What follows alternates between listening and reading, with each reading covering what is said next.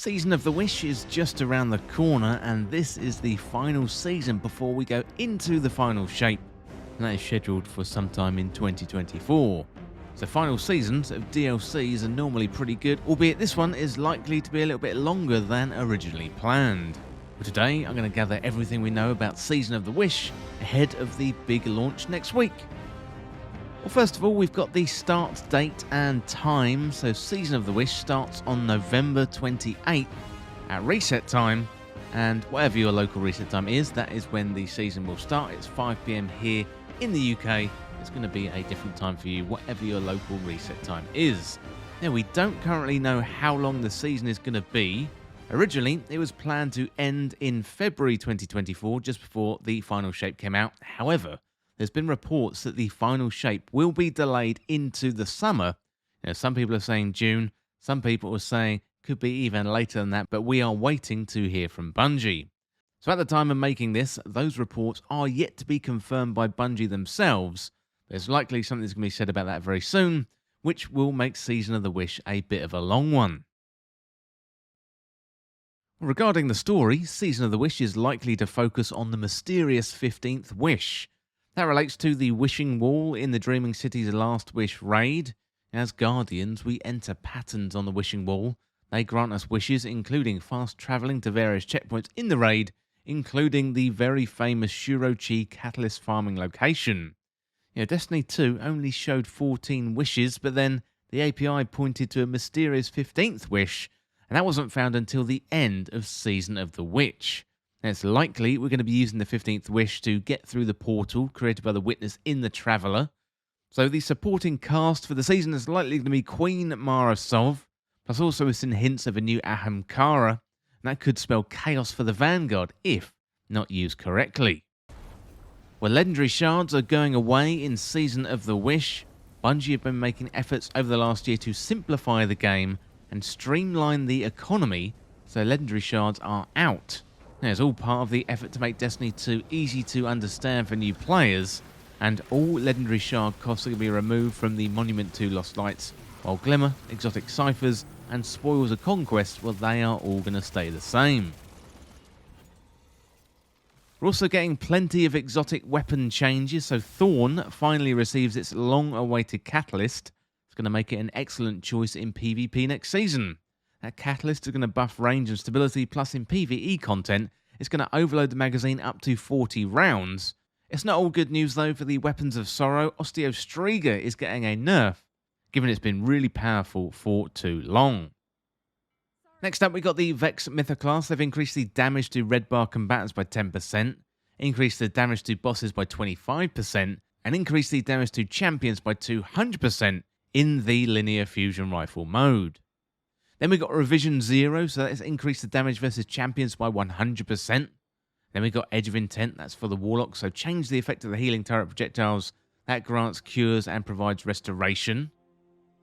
It increases the AoE radius to 8 meters to benefit more nearby allies, and also increase the magazine size from 4 to 5. We got the Edge of Intent, this is the glaive for the Titan, so passing through the bubble now grants bonus reload speed, handling, and a small amount of stacking bonus, in addition to the overshield. We got reduced health for the bubble from 8,000 to 2,400 to account for the increased uptime and the improved effects. And then we've got Edge of Intent, this is the glaive for the Hunter, so Lightning Seeker now jolts targets on impact, and also reduce the direct hit damage of Lightning Seeker to account for the free ammo granted. We've got changes coming to Salvation's Grip, so placed a speed limit on the detonation when damaging stasis crystals, and also an improvement to Winter Bite, so increase the detonation of damage of the large projectiles by 25%, and the self-damage blast radius has been halved, and the self-damage has been reduced. Well, in other news, we're getting an upgrade to our vault. We're going to be able to access the vault from orbit, meaning we'll be able to prepare for activities without going to the tower or having to go to the helm. Fireteam Finder, that is due to launch in Season of the Wish. That is the in-game LFG. So this has been a feature used outside of Destiny 2 via companion apps for a long time, but now it's coming into the game. So it's going to be so much easier to find a fireteam to go into raids, dungeons, nightfalls, and also competitive PvP. Well, Bungie actually released some information related to the Fireteam Finder today. So Bungie talk about running a beta for the Fireteam Finder in Season of the Wish. So here are the goals. They want to prove that the Fireteam Finder scales to millions of players. They want to protect the start of Season of the Wish. And they also want to protect the dungeon launch. They want to be nimble, so they do reserve the ability to halt the beta test based on new information. And also they want to deliver a first-class Fireteam Finder for all activities by the final shape. So they want to adhere to a schedule of multiple testing phases that progressively refine the new feature. So basically, they're testing it out there in the open and they're testing it with us rather than pushing it back to launch with the final shape. So here are some details about the beta plan. So the raid stress test is going to be November the 30th from 9 AM PST to 5 PM PST. The beta period begins in December and that is pending the stress test results. And the full release, well, that is targeting late January 2024. So Bungie go on to say we will start our stress testing on November the 30th, planned to run from 9 AM to 5 PM PST. For the raid stress test, all raids you have access to are going to be on the menu. We hope to keep the stress test open until 5 PM, but this is where we haven't had a Bungie beta in the live game disclaimers come into play. So there's countless scenarios where we may have to end the test early, so we ask for your patience and hope to take it as an opportunity for early feedback as we work out the system's gremlins. Well, that all sounds like really good fun. It's good to see the beta releasing rather than the feature being pushed back. We're also likely to have at least one event with the Dawning returning around the holiday period this year. So if the final shape is delayed into the middle of next year, then we could also have Guardian Games in Season of the Wish, but we're going to have to wait and see about that on the latter.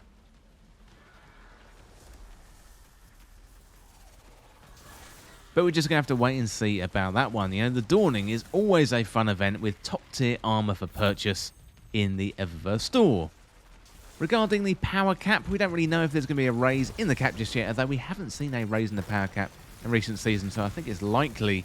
So I do think it is less likely there's going to be a power cap raise in Season of the Wish. We got another crossover coming next season with Destiny 2 and The Witcher. So Bungie tweeted this week announcing the collaboration. You know, we're getting Witcher-themed armor, which does look very, very good indeed. Although maybe this isn't going to go down with a crowd who think Bungie monetizes content too much already. But let me know in the comments what you think about that Witcher collaboration. What do you think about that armor? Dragon's Breath is also coming back. This one is a returning exotic from Destiny 1, but it has been changed. So let's have a look at the exotic intrinsic. That is called Burn the World. The fuel counter passively increases the longer you go without firing it to a maximum of ×5. And firing Dragon's Breath then empties the counter, transferring all the fuel to the rocket. Rockets then embed themselves in struck targets, causing scorched damage, and periodically ejecting incendiary fuel into pools around the target that inflict scorched damage to anyone standing in them. The more fuel a rocket is fired with, the longer it lasts before detonating, and the more fire it spreads. We've also got High Octane. This is another exotic intrinsic. So with this intrinsic, nearby ignitions instantly refill your Dragon's Breath with 2 fuel. Plus, when its fuel fully refuels, it reloads itself. Once you've got this thing in your hand, you want to make sure you pay a visit to the gunsmith in the tower where you can get the exotic catalyst. So this one is called Pyromancer, and this is the exotic catalyst, of course, and the catalyst passively replenishes your Dragon's Breath fuel faster, eliminating the combatants with the weapon, causing them to spawn fire sprites as well. So really, really exciting stuff there. Good to see that one coming back. We've also got some other weapons joining and leaving, so here is the rundown. So in Trials of Osiris, for the leaving weapons, the Immortal Submachine Gun and the Astral Horizon, they are leaving. In terms of new weapons, we've got the Incisor Strand Adaptive Trace Rifle. That is very, very interesting. And the returning weapon, that is the Eye of Soul Kinetic Adaptive Sniper Rifle. That is really, really good stuff. That is one of the best snipers in the game. In terms of Iron Banner, leaving, we've got Dark Decider, the Auto Rifle, and Ganura's Axe, the Slug Shotgun. A new weapon is Lethal Abundance. That is a Strand High Impact Auto Rifle. And returning, we have the Reese Walker Kinetic Lightweight Shotgun. Reese Walker, always a fan favourite. So that is good news, that one is coming back. Well, in terms of Nightfall content leaving, we've got the Buzzard Sidearm and the fan favourite Swarm Machine Gun. I'm not really sure that is a fan favourite, Bungie. But the new weapons, we've got Undercurrent, that is an arc wave breech-loaded grenade launcher. That is really, really exciting to look forward to. And then returning, we've got the Uzume RR4 arc adaptive sniper rifle. So those are your weapons that are leaving and joining. Well, that is a roundup for everything that we know about Season of the Wish. That is Season 23. And if the reports are to be believed, then it looks like this season is going to be a long one. So we better strap in, I reckon it's going to be a really, really exciting season. But let me know down in the comments what you think about Season of the Wish. I would love to hear what you think. Well, that is everything that we know about Season of the Wish in Destiny 2. And as always, thank you so much for watching or for listening. Well, don't forget to subscribe, and I will see you real soon.